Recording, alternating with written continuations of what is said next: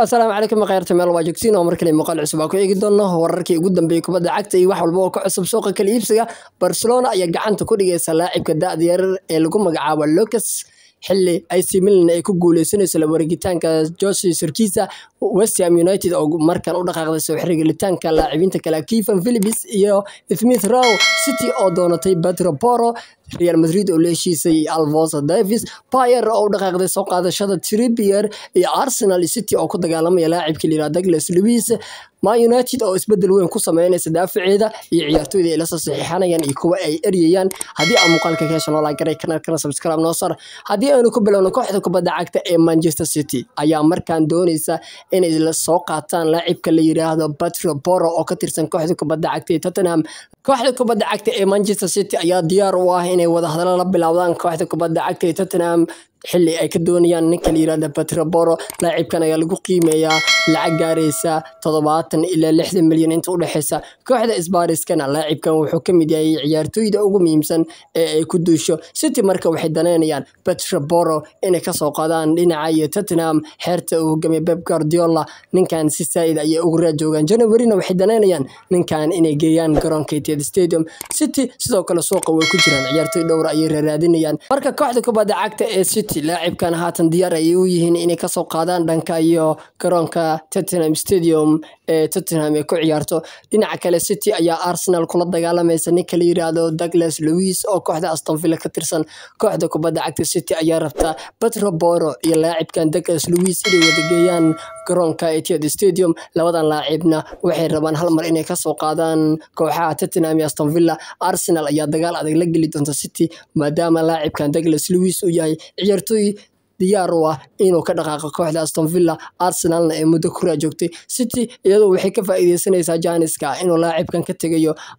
City ay tahay kooxaha xilli ciyaareed walba ku dagaalama ku guuleysiga horyaalka Premier League sida daraadeed ninkan dhinaca ayuu markaan u wareegi karaa laakiin dagaalka Arsenal ay wado ee ninkan ku aadan ayaa meesha ka dhigaya tartan adag mid uu ka jiro dhinaca kale kooxda kubadda cagta Chelsea iyo Tottenham ayaa ku dagaalamaya Antonio Nusa laacibka Club Braga ayaa markaan isku hayaan Spurs-ka dalabkii koobaad ayay gudbiyeen Chelsea waxa la yiraahdaa hadal un baan haysiin oo kaliya wax meesha kuma haysiin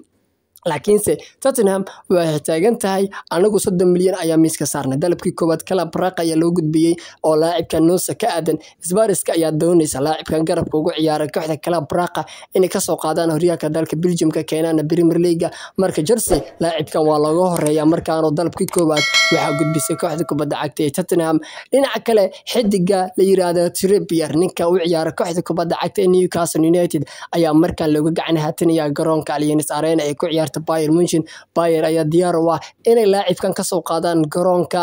SD James Park ee ku ciyaarta kooxda kubadda cagta ee Newcastle United Newcastle ninkan waa difaaca ugu muhiimsan marka loo eego ciyaartoyda joogta ee ka ciyaarta lambarka labaad Bayern Munchen macalinkooda Thomas Tuchel oo arrimaha ka hadlay ayaa yiri bartilmaameedkeena koowaadba waa Trippier waa daafac cajiiba waa lambar labaad oo fantastiga marka Bayern Munchen waxay taagan yihiin targetkeena koowaad waa laacibka la yiraahdo Trippier marka kooxda kubadda cagta ee Bayern ninkan ay rabaan inay gacanta ku dhigaan dhinaca kale kooxda kubadda cagta ee Barcelona ayaa markaan ku guuleysanaysa tartankii loogu jiray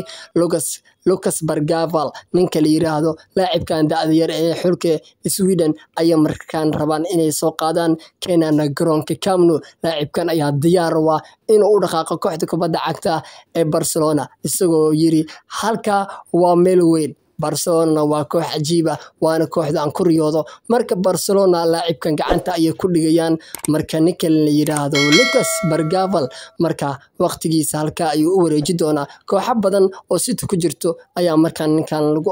lagu garaacay laacibkan la yiraahdo Lucas Bergvall marka Barca ninka gacanta ay ku dhigayaan dhinaca kale kooxda kubadda cagta ee Manchester United ayaa markaan qorsheynaysa inay wax badan ka bedesho daafaceeda ciyaartoy cusubna keento kuwana garoonka ka saarto kooxda Man United macalinkooda Ten Hag ayaa diyaar u ah laacibinta kale ah Phil Jones Rafael Varane Dalot iyo ninka la yiraahdo Harry Maguire inay kooxda Manchester ciiriso marka waa saddex daafac adiga waa Maguire kan lagu daray ninka la yiraahdo Lindelof lagu daray Varane iyo Jones John Evans marka Manchester ragaas ay rabaan inay daaqada ka saaraan waxay rabaan badalkooda inay haatan suuqa ka soo qaadaan marka Manchester United waxay taagiin anagu difaacayna waan iska dhisaynaa ragaana oo meesha waxba ku haynin waa la kala dirayaa marka Manchester United daafacyo dhowr ay suuqa ka raadinayaan waxaan ugu horeeya daafaca kooxda kubadda cagta Everton oo ciyaara Brentwaite kala yiraahdo لاعبكان أي ربان دلقتي ودونيان الروق وين ربان تدبيون وين ربان مركب مانشستر يونايتد أفرتان دافع أي ربان إني سوقاتان حلي رباننا أفر دافع وكالاتو إني قرانك أولد ترافد كساران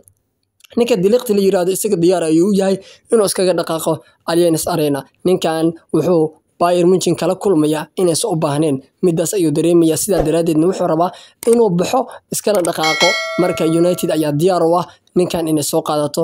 sidoo kaleeto Brentwaite kala kooxda kubadda cagta Everton sidoo kale way daneynayaan marka Manchester United waxay rabaan Maguire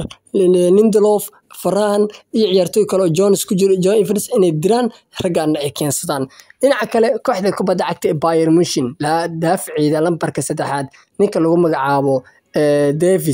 Alphonso Davies markaan wararku waxay leeyihiin wuxuu wada hadal la bilaabay heshiisna la gaaray kooxda kubadda cagta Real Madrid laacibka Real Madrid muddo dheer ay raadinaysay markaana waxay rabaan inay ka soo qaadaan Bayern Munich Bayernna iyadoo ruuxeeda laacibkan way ku madax adeegayaan waxay rabaan inay heshiis ka saxiixaan oo qanciyaan garoonkana ku sii hayaan marka Real Madridna ninkan aad ay u daneynayaan marka Alphonso Davies dhanka iyo Madrid ayuu u badanaya dhinaca kale kooxihii raadinayay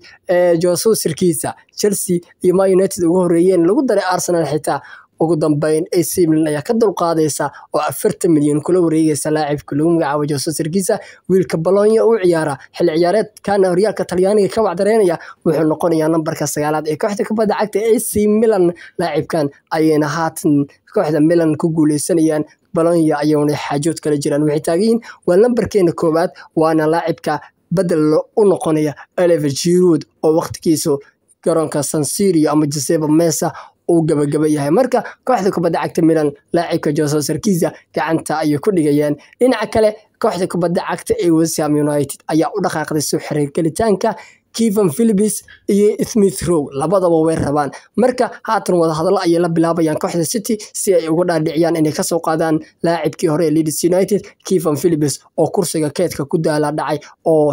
boosna ka waayay xirta macna Pep Guardiola dooqa koowaadna aan ka helin marka laacibkan ay rabaan inay ka soo qaadaan dhanka iyo Man City sidoo kale wiilka Arsenal kursiga keedka ka galay Smith Rowe lambarka 10aadna kooxda Arsenal si magac u yaalo ugu xiran ay rabaan inay soo qaataan labadan laacib waxay ka wada sameeyeen dooqa koowaad ee kooxooda maahan macallimiinta kala Pep iyo Arteta labadan nin ma daneeyaan marka West Ham United ninkan labadan ninba way daneynayaan oo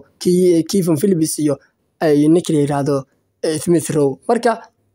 West Ham waxay rabaan labadan ninba inay ka soo qaadaan ay geeyaan London Stadium haddii aan muuqaalka shanoo la garay kana ka subscribe noo soo gudbaa